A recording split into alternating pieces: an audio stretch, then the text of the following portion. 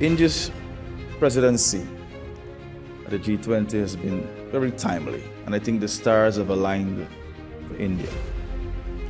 India's focus on humanity is second to none. Why do I say that? As India grew at every stage of development, India was able to take the global south along. Long before this was a concept. Long before we realized that we would have ended up at a place in our evolution where we would have to focus on the global south. India is taking us on board. That is very important. India is saying to the world, look where we've come from. Look at the challenges that we have gone through. Colonization and all. And India is saying to the rest of the world that we're going to take on, not a burden, we're going to take on that responsibility of investing in humanity. And that is what is important. India is investing in humanity. When India is successful, they give you the tools also to be successful. They don't tell you we can sell you the materials. They train you, they equip you, because they know the society and the world will be a better place if we all are able to advance. Look now where India has come.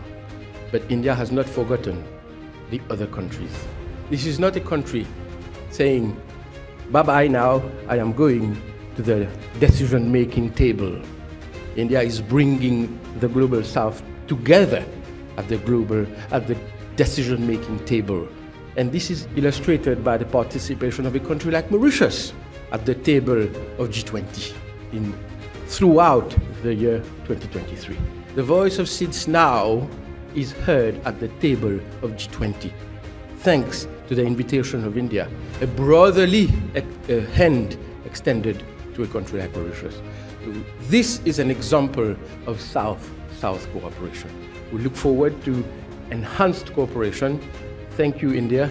Jai Hind and Jai Mauritius. India's legacy of contributions serves as a guiding light, encompassing endeavors such as championing democracy, promoting women-led development, and being among the pioneers in adopting the UN's global goals. Today's event echoes the messages of the G20. Vasudhaiva Kutumbakam. The world is one family and we must support each other. India is setting an example for many UN member states from the global south.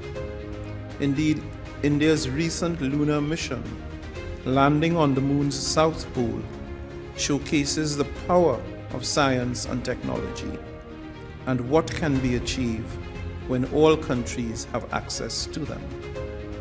Undoubtedly, these foster inclusive and sustainable development, benefiting the entire global south, and I commend India's pioneering role in its endeavors. My heartfelt congratulations to India for the remarkable success of the G20 summit held recently in New Delhi.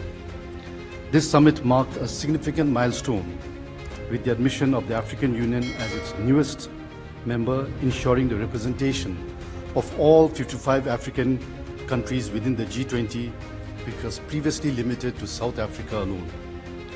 Undoubtedly, Prime Minister Narendra Modi deserves recognition for championing the inclusion of the African Union in the G20. I would like to acknowledge and commend Prime Minister Modi and Dr. Jaishankar for their adept diplomacy in achieving unanimous consensus on the comprehensive joint declaration on the opening day of the summit, as well as the successful launch of the India-Middle East-Europe corridor. The nation has cultivated robust bilateral ties with numerous countries in the global south and places a significant emphasis on South-South cooperation. This cooperative approach involves collaborations, which was one of the biggest humanitarian initiatives undertaken by India, has provided COVID vaccines to nearly 100 countries around the world. This opportunity to congratulate Minister Narendra Modi and Dr. Jaishankar and the Government of India on a successful G20 presidency.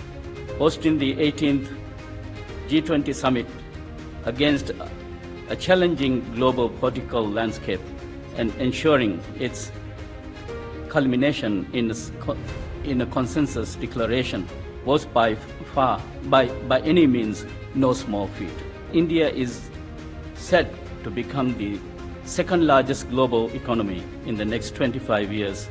The world remains persuaded of its resilience and commitment.